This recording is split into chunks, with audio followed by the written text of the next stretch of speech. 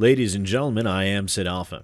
In the midst of all the controversies and tomfoolery that goes on within the games industry, sometimes it can get a little depressing. But then we have those rare games developers who not only produce a good game, but also don't gouge out your wallets and are generally pleasant people to boot. And as those are the main requirements for making it onto this list that this video is a member of, the Diamond Devs series, we have found yet another game to add to that short but growing list.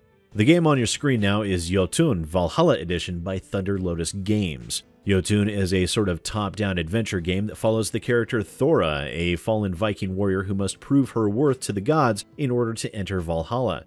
And while I know that some of you will be wondering why I'm covering a game that was released in 2015, as I also only recently reviewed another game, Rebel Galaxy, that was released years ago as well, the reason being is that so many indie games come out on a daily basis, one cannot possibly cover the good ones all the time, and if you allow yourself to only look at what has come out recently, then you're going to miss some pretty great games like Rebel Galaxy and Jotun along the way. Now, the game does very much involve Norse mythology, and praise be to the Allfather, this game does not deal with Ragnarok that I have seen. It has become a very tired cliche when dealing with Nordic mythology in video games that the game itself must always be centered around Ragnarok for some reason. It's a very tired cliche, and I'm most grateful for any game that doesn't make use of it. The Norse people and their mythology are so rich and full of life and amazing stories that to focus on just the end times seems like a disservice, and is one that I'm very glad was not perpetuated here. Now, fair warning, this game is best played with a controller that I've found, but it does have full keyboard and mouse support. However, the controls are extremely basic and simple to use, as is the general gameplay, which focuses mostly around the use of light or hard attacks, dodging, and making use of abilities granted to you by different gods, whose altars you find in your quest to reach Valhalla. The combat within the game contains varying degrees of complexity, but once you learn a creature's pattern, which typically is not hard to do, then you should be fine. The powers granted to you by the gods also serve to aid you in your quests, such as the healing ability granted to you by Frigga, or the ability to create a duplicate image of yourself that explodes that you're granted from Loki. The powers granted to you are reasonably varied and necessary in order to complete the game, and this is one of those games where, in relation to the combat mechanics, I feel like this was a less is more situation. The combat is not complex at all, but also it's not the main focus of the game. It's not lackluster or feeling broken in any way, though. I mean, what they intended to put in that regard, they did do well, but it seems as though the combat was basic by design. Simple, but not so simple as to cause frustration.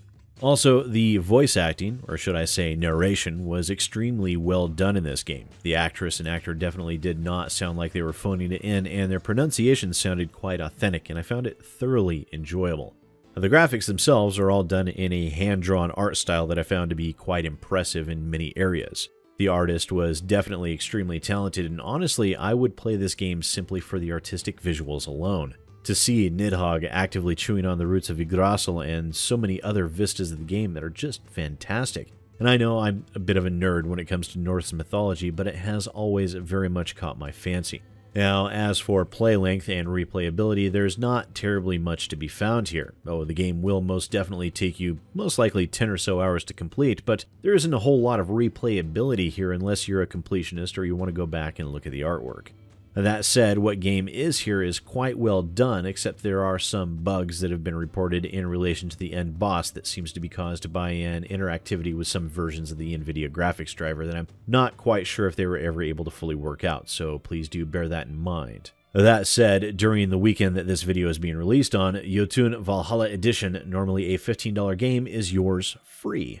All you have to do during this limited time is go to the page on Steam and add it to your library, and it stays there. No time-limited trial, no try before you buy. They're simply giving the game away in an effort to promote their new game Sundered, which is set to release July 28th, and Sundered looks to be even more of a visual spectacle than Jotun is, so you can bet that I will most definitely be reaching out to see about obtaining review code for that game.